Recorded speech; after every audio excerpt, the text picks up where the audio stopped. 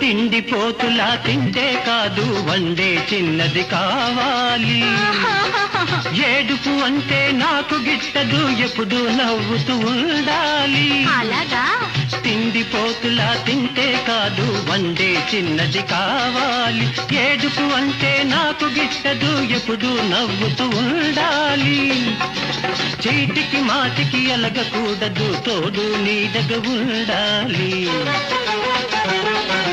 వంట నేర్చుకుంటాను, రియలీ నవ్వులు చిందిస్తాను. ప్రామిస్. వంట నేర్చుకుంటాను, నవ్వులు చిందిస్తాను. నీతోటే నేనుంటాను, నీ మాటే వింటాను.